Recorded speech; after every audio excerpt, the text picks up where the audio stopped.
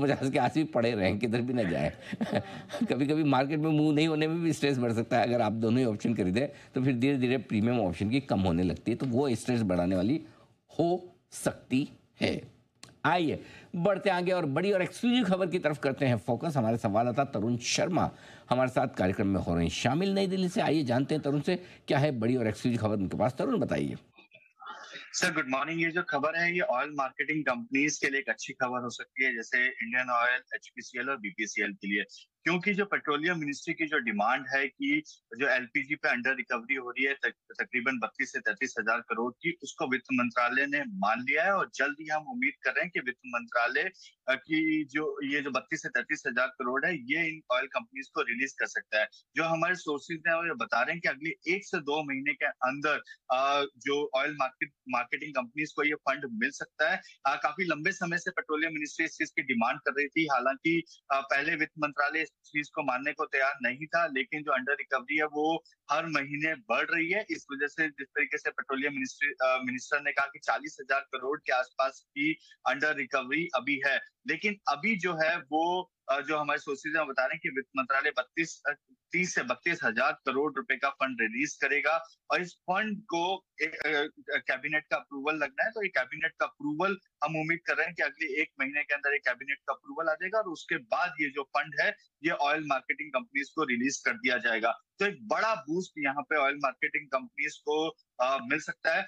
अब ये जो जब हमने पूछा कि इस जो अंडर रिकवरी का यदि आप फंड देंगे तो ऑयल मार्केटिंग कंपनीज को किस हेड में देंगे, तो उनका ये कहना है कि हम उनको फंड कैपेक्स के रूप में देंगे। वो उस चीज को कैपेक्स के रूप में यूज कर सकते हैं, क्योंकि पिछले साल भी जो पैसा दिया गया था वो भी एक कैपिटल एक्सपेंडिचर के रूप में दिया गया था।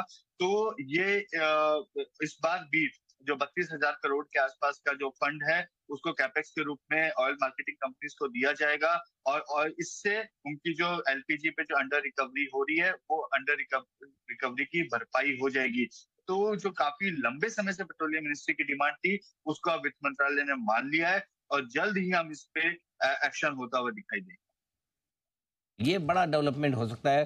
तेल कंपनियों को चाहिए 30 से 35 हज़ार करोड़ रुपए फाइनेंस मिनिस्ट्री से एलपीजी की सब्सिडी को लेकर। अंडर रिकवरी जो हो रही है एलपीजी पे, उस पे उन्हें मिलती है सब्सिडी और उसका पैसा आना बाकी है।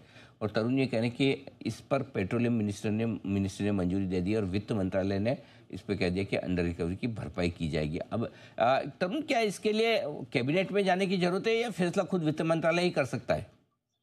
नहीं सर, इसको पहले ईएफसी में लेकर जाएंगे। ईएफसी में पहले लेके गए थे तब अप्रूव नहीं हुआ था, लेकिन इस बार की जो ईएफसी है उसमें ये अप्रूव हो जाएगा। उसके बाद उसको कैबिनेट में लेकर जाया जाएगा। ईएफसी एक्सपेंडिचर फाइनेंस कमेटी जो जो इस तरीके के जो प्रपोजल्स आते हैं वो ईएफसी के सामने रखती है और जो मिनिस्ट्री होती है वो अपनी बात बताती है कि हमें ये पैसा क्यों चाहिए और इसका कहाँ का यूज होगा। तो ईएफसी की अप्रूवल के बाद इसको कैबिनेट में लेके जाया जाएगा। लेकिन इस पूरी प्रोसेस को, क्योंकि ये अंडर रिकवरी जो है वो काफी लंबे समय से चल रही है और बार बार पेट्रोलियम मिनिस्ट्री की तरफ से ये डिमांड की जा रही है, तो इस पूरी प्रोसेस को अगले 1 से 2 महीने में पूरा कर लिया जाएगा। तो ये बड़ा डेवलपमेंट, अगले 1 से 2 महीने में तेल कंपनियों के लिए 30 से 35 हज़ार करोड़ रुपए आने की जो उम्मीद है, ये बड़ा रिलीफ वाला मामला होगा। एक बार जरा धर्मेश कांत साहब से राय ली जाए। धर्मेश जी, है आजकल टॉक ऑफ द टाउन भी है, लोगों के बड़े फेवरेट भी है तेल कंपनियों के ये शेयर, और ये जो बड़ी खबर आ रही 30-35 हज़ार करोड़ के एलपीजी के नुकसान की भरपाई जल्दी वित्त मंत्रालय कर देगा, पैसा आ जाएगा, कैश आ जाएगा इन कंपनियों के पास, कैसे देखते हैं आप? अनिल जी, देखिए खबर तो पॉजिटिव है इन कंपनियों के लिए, और रिफाइनर्स के हिसाब से अगर बात करें तो बहुत बीपीसीएल और एचपीसीएल के अंदर एक पॉजिटिव ट्रैक्शन मिलना चाहिए।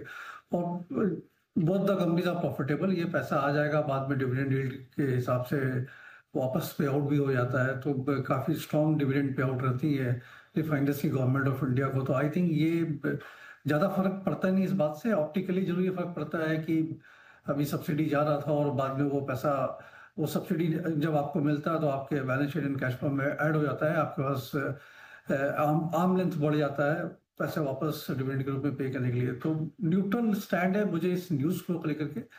बट यस, जिस तरीके से तेल के प्राइसेस सबड्यूड हैं और सप्रेस चल रहे हैं, लगता भी नहीं कि ब्रेंट क्रूड में कोई उछाल आने वाला है। तो एक बार के लिए 15-20% का ट्रेड तो बनता है मौजूदा माहौल में रिफाइनर्स में, और वहां पर बीपीसीएल टॉपिक रहेगा। टॉपिक यहाँ पर धर्मेश जी की तरफ से